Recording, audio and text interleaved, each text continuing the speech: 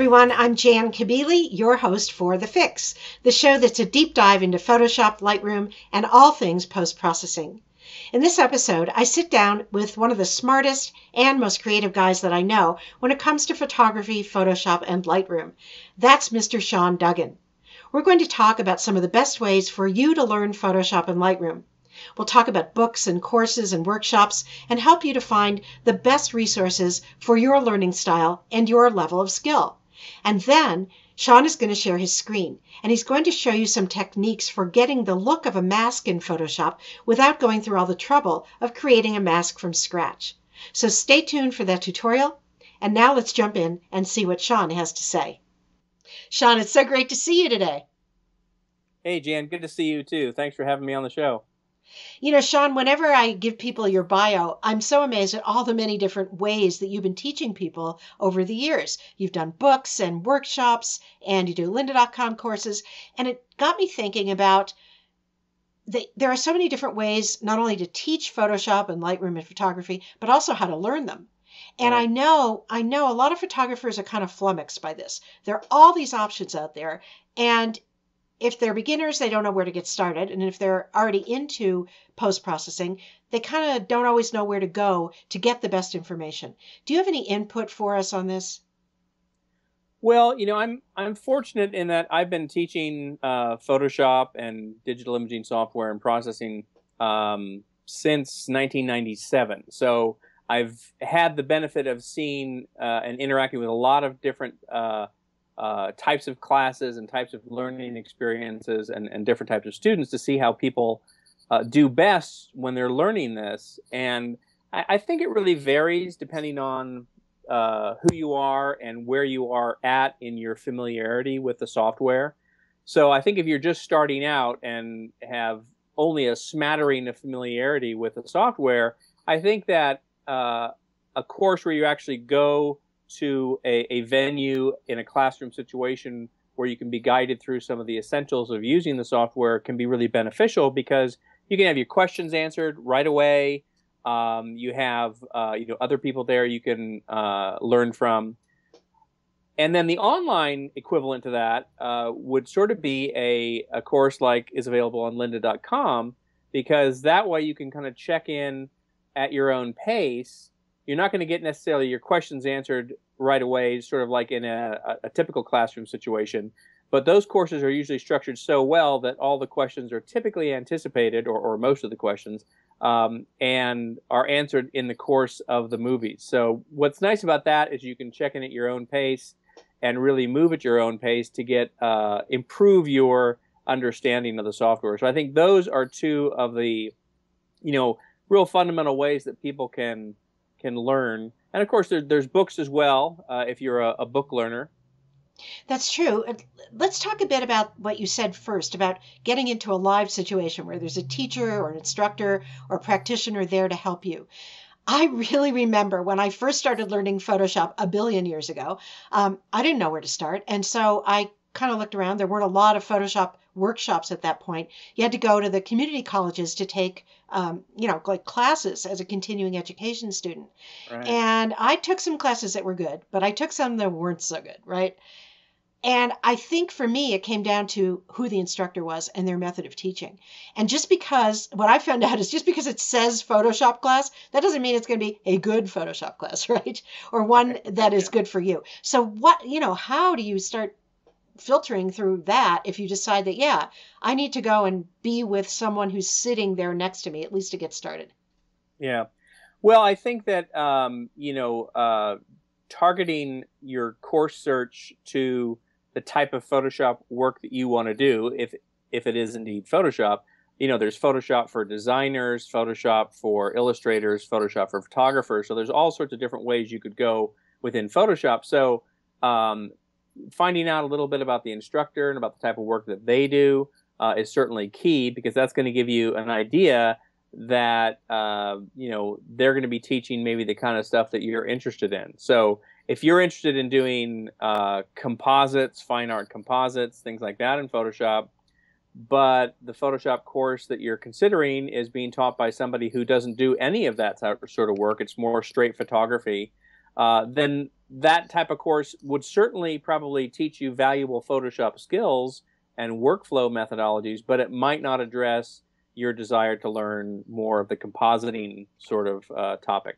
So kind of knowing who the instructor is and what they do is important. And these days it's pretty easy to see if the instructor has any videos on YouTube. You can get an idea of their teaching style, maybe from some of that.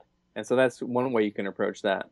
That's a great idea. And you make a really good point that just because it's a Photoshop class doesn't mean it's a Photoshop for photographers class. And even if it is for photographers, it may not be your approach to photography. So you may be waiting there the whole class and never get what you need. Right, yeah. I also think that it's important to get into a class where the skill level fits your needs. If you're somebody who doesn't know anything at all and you jump into a class that's about fine art compositing, I think you might have some problems. So I always urge people to make sure they have the essential skills under their belt, maybe with a beginner class first. Yeah, definitely. And I think one of the pitfalls is that a lot of people sometimes mischaracterize their own experience level. They think that maybe they've opened up Photoshop, a few times, they've played with it for a while, so they see the term beginner in a class, like beginning Photoshop, and they think, oh, I'm beyond that, when in reality they probably aren't beyond that or aren't very far beyond that. So I think that most people who are just starting out could probably gain a lot from taking a beginning class. But again, it does help to look at the syllabus and get an idea of what's being covered. And if this is a course you're going to go to, like at a community college or an art center or something like that, by all means, reach out to the instructor, send them an email and say, hey, this is where I'm at with my experience with the program, and I've had it for this long and done such and such. Do you think that your course is right for me, or am I beyond that? Should I be looking at the next level course? That is a terrific idea. I have another idea. If I could afford it and I were a student of anything, I would most like to be sitting with one expert who's paying attention just to me, working with my photos and answering all my questions. And that seems almost impossible unless, you really have a lot of time and a lot of resources. But it turns out it's not that impossible these days. I don't know if you're familiar with these online mentoring programs that have been springing up. One example is the arcanum.com. Another is just some individual photographers are doing coaching online where they use Skype video or G+ Hangouts to interact with students one-on-one, just having a conversation like you and I are having now online and sharing screens. Yeah, I do that myself. I have a network of clients that I work with, both in person down in the San Francisco Bay Area and up here in the Sierra foothills. And I have clients all across the country that I work with. And it's a really great way because, once you're at a certain level, what's nice about that is that it has that benefit of that one-on-one attention. You can sort of zero in on exactly what you want to learn and what you want to focus on. And a lot of times we're using, the client's own images. So that way, they're getting to learn the techniques that they want to learn, and they're learning them on their own images for their own project. So it's a really great way to learn. And fortunately, the web screen sharing technology that we have today makes that very easy to do. Yeah, it's getting better and better. So beyond all of that, I think there still is a place for our old friend, the Photoshop book. And you've written these amazing books. One of my favorite books ever is The Creative Digital Darkroom that you wrote with Katrine Eisman. Is it Katrine or Katrin? I never say it right. Katrine, yeah. That book, you should see. I mean, you guys, you got to get this book. Creative Digital Darkroom by Sean Duggan and Katrine Eisman is fantastic. Would you say it's not a beginner's book? Yeah, I wouldn't call it a beginner's book. I mean, there's certainly a lot that a beginner could pick up, but it's not written from the standpoint of a beginning user. I mean, it's written from the standpoint that you already know the basics of Photoshop. You already know your way around the program. So it's a little bit more advanced than that, but it really talks about the whole kind of digital darkroom workflow. And it covers a little bit of Lightroom too, but it's mainly Photoshop. And it really was a great fun project to work on. And I'm actually teaching a workshop at Anderson Ranch Art Center in Colorado in June of 2015 called the Creative Digital Darkroom. So it's a week-long workshop that's a distillation of many of the ideas and concepts in that book. Well, that's fantastic. And I'm so excited you're teaching at Anderson Ranch. You know, that's one of my favorite places to teach too. Yeah, just Um, in your backyard. it's in my backyard, and I taught there last summer. And the woman that runs the program went to grad school with me. So yeah, we should talk about that some more. Yeah. But you know, that brings up the point that there are also these intense workshops that go on for quite a bit of time that sometimes aren't found in locations that you might think of. So, for example, Sean is talking about an art center, and an art center, its orientation is toward making art, art projects like fine art photography. But artists need to know how to use Lightroom and Photoshop too. So there's a place where you can go and learn those subjects from some of the best teachers ever. Some really famous photographers like Sean and many others that you've heard of teach in these places. There's one, Maine Media Workshops is another one.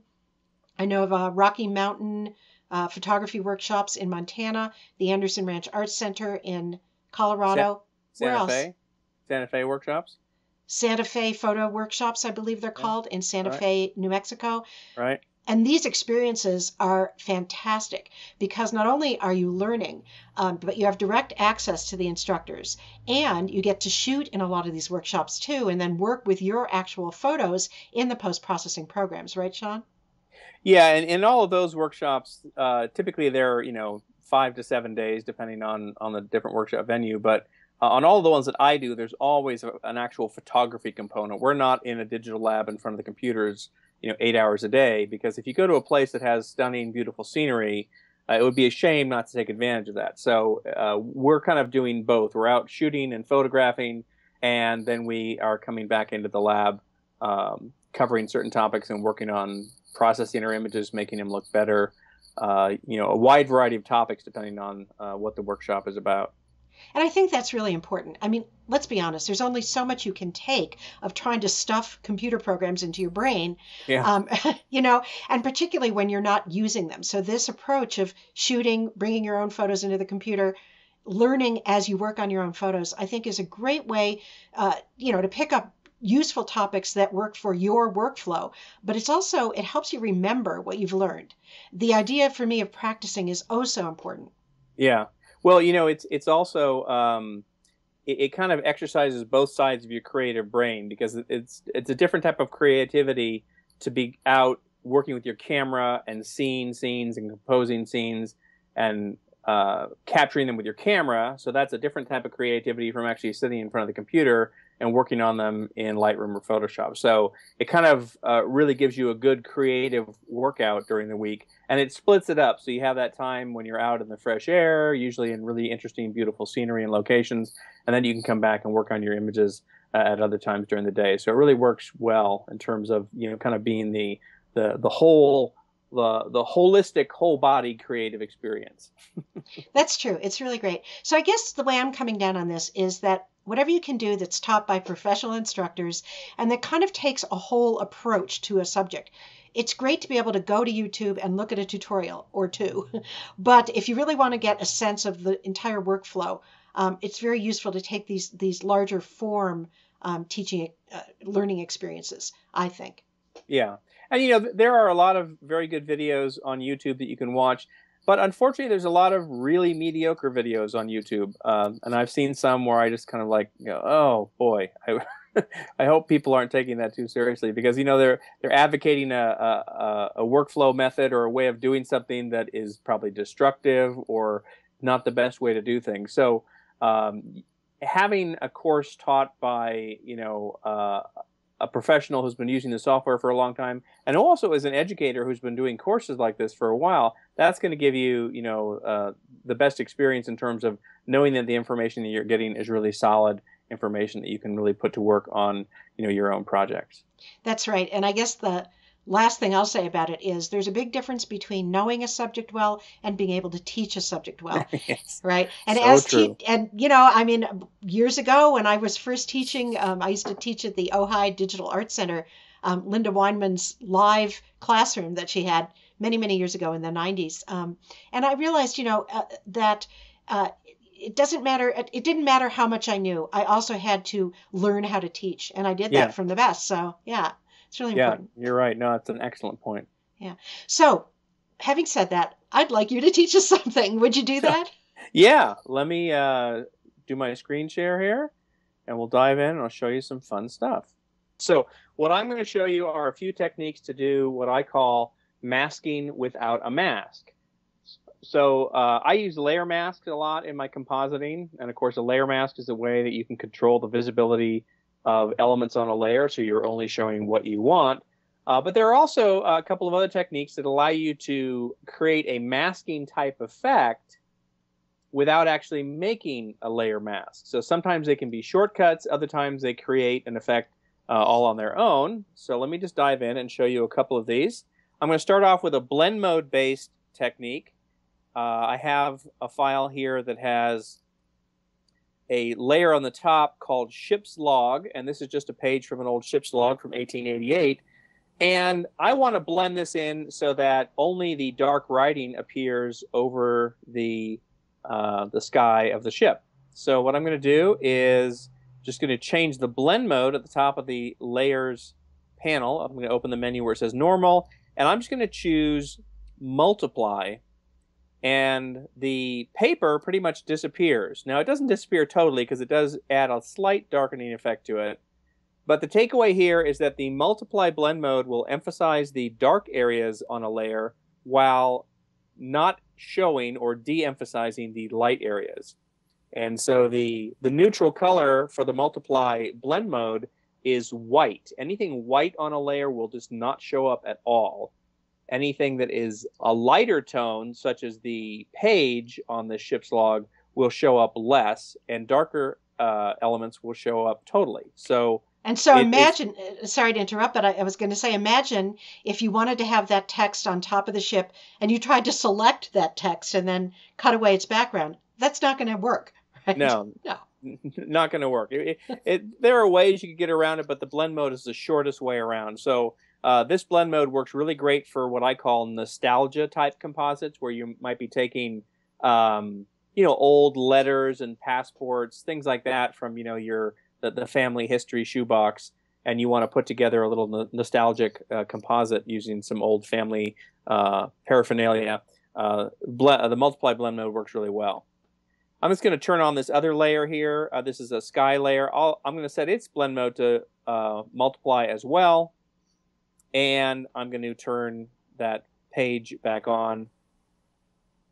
And then I'm going to add I'm going to actually just sort of add a layer mask to the sky layer.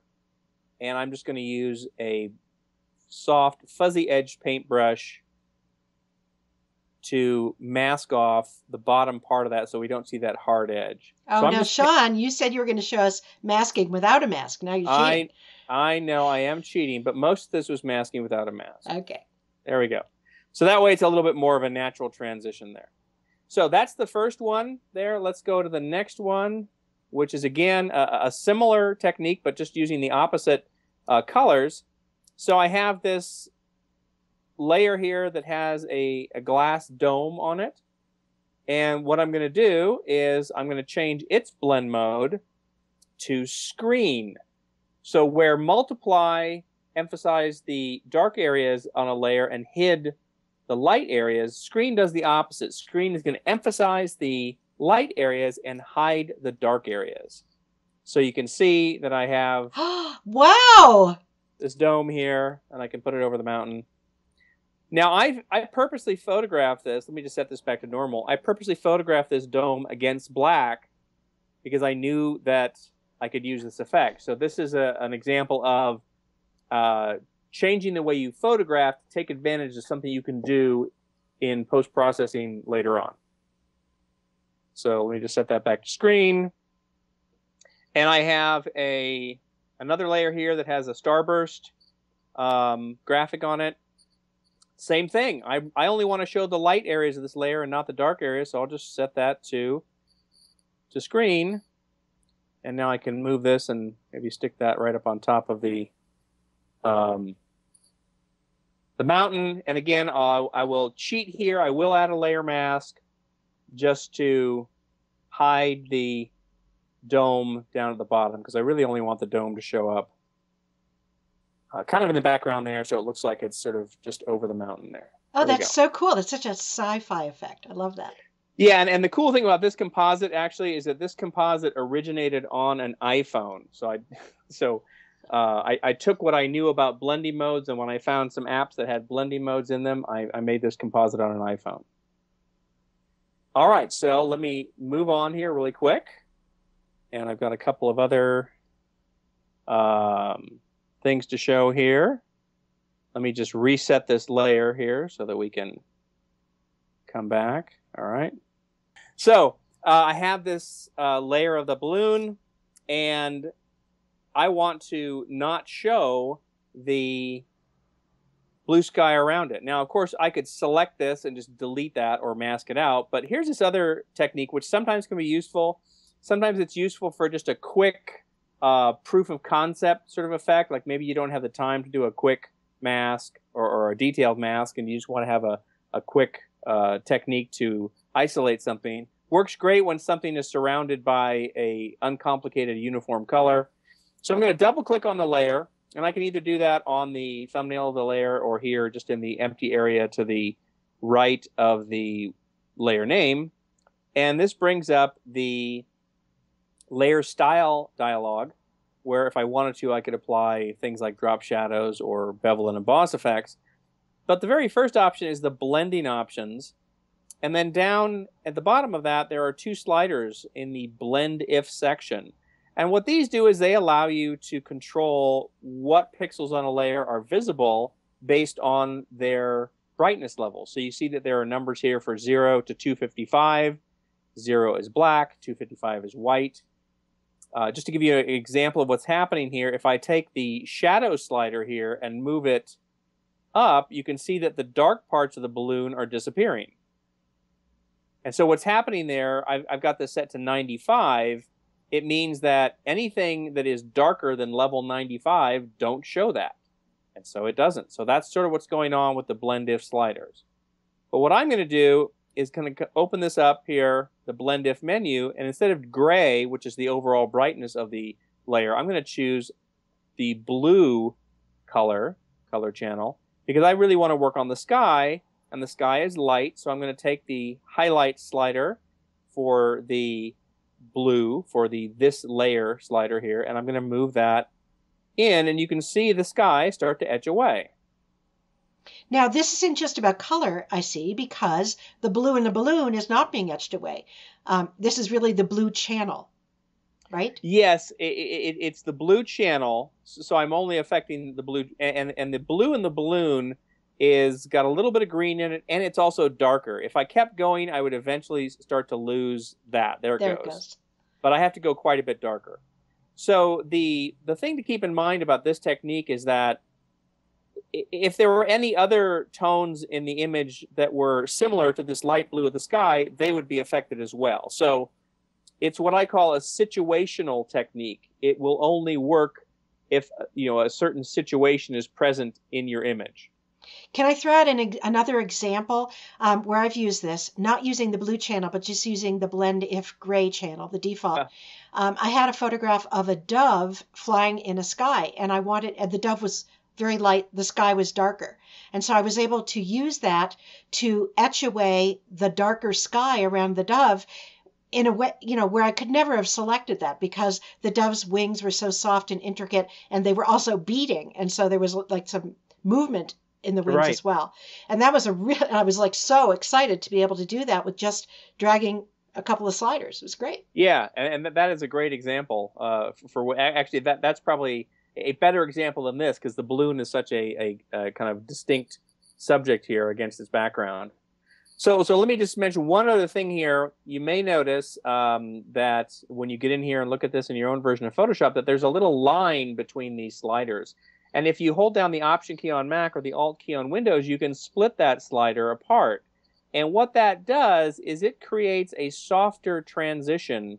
So sometimes there are kind of a harder transition here. And let me just let me cancel this for a second and move this over some darker background here. So let me just move it over the trees there. Now, when you have a blend if or advanced blending option applied, the layer has this little new icon here. Well, relatively new. I think it first showed up in Photoshop CS6, but this tells you that there is an advanced blending effect applied to that layer, which is nice because prior to that, you really had no idea. You just sort of had to remember that that's what was. So you can see here that as I split the slider, it really does a better job at creating that nice transition between tones. And where are you looking? Down in the basket where the people are, right? Yeah, and also the guy wires here, or not guy wires, but the wires and ropes that connect the basket to the balloon. And you know, the other thing to point out is that really fine, delicate detail like these wires here may not survive this transition very well. So you can see that they're disappearing. But if I move this, you can see that I'm getting a much better effect on the basket in terms of getting it to blend. And I'm into like 200% here, so it's up a lot closer than it would be normally. This is here back to 100%. So we've got these advanced blending sliders. I call them the blend if sliders. And yeah, that's what I call them too. And before blend if. And before that, you were showing us something even easier to access, which are the blend modes in the layers panel. Do you have any other? Yes, and I do have one other thing. I'm not sure if we have time for it. Real quick. 5 minutes. All right. We have time. Okay, so I have clipping masks here. So here's the balloon again. Let me just throw the first balloon away. So this balloon is on a separate layer. It's surrounded by transparency, so it's not, you know, here as a result of any kind of effect. And I have above it a clock. So if I wanted to, let's say for a collage effect, or maybe if I'm doing a graphic design layout, if I wanted the clock to show up inside the balloon, you know, normally you might think, well, I need to put a layer mask on the clock so it shows up inside the balloon. But there is a very cool effect called a clipping mask. And if you go up to the layer menu, you'll find it here. Midway down the menu, it says create clipping mask. And if I choose that, it indents the clock layer in the layers panel, and there's a little arrow pointing down. So what's happening here is the shape of the balloon layer is essentially acting like a cookie cutter for the clock. And so the clock is only showing up inside the shape of the balloon layer. So the transparency of the layer at the bottom of the clipping group determines the visibility of the layers that are clipped to it. So it's a really nice way to get a quick effect where you need to have the visibility of one layer determined by the shape of another layer. So that's where I think a lot of people get tripped up too, is that it is the layer below that is determining the ultimate shape and clipping the layer or layers above, correct? Right, yeah. And the other thing to note that is that you can use clipping in terms of an adjustment layer. So if I add an adjustment layer above the clock, there is an option in the properties panel for the adjustment layers. It's this first little button here. It looks like a little square with a downward arrow that will clip this adjustment to the layer below it. So right now, if I darken this down, you can see it's affecting the whole image. But if I click on the clipping icon here or button, it's now only affecting the clock. So now you can see in the layers panel how it's indented just like the clock layer is, and this is only affecting the clock. And since the clock is clipped to the balloon, it's only showing up inside that shape of the balloon. So there are all kinds of things you can do with this. A really typical thing you see a lot is where the bottom layer is text and the top layer is a photograph. Yes, and you can use the shape of the letters to define where the photograph appears. Indeed. Yeah. Classic example. So, you know, Sean, I know that you're using very simple examples, but I want to make sure that people understand that you are an amazing artist and you have created some really great composites like this that are very believable using these techniques, you know, where they aren't just simple teaching examples. Where can people find those? Probably the easiest place would be at my website. There's a gallery on my website called Postcards from the Imaginarium. And so I have some of my more detailed composites in there. And then I also have, if they follow me on Facebook, they can just go to my website, SeanDuggan.com, and there's links to all the social media channels where I'm at. And I post a lot of stuff to my Facebook page. And then if you're interested in doing composites on your smartphone or tablet, I have a brand new course at lynda.com on creating photo composites on smartphones and tablets. Oh, that's great. I can't wait to listen to that one. Well, unfortunately, it's that time to say goodbye. I so much enjoyed talking to you, as always, Sean. Well, I've enjoyed it too, Jan, and thanks so much for inviting me on. I look forward to coming on again. I'll definitely invite you. Cool. Thanks for joining me for this episode of The Fix on the TWIP Network. If you'd like to see more great photography shows and catch more episodes of The Fix, head over to thisweekinphoto.com. And don't forget to tune in next week for more great interviews and interesting Photoshop and Lightroom techniques here on The Fix. See you then.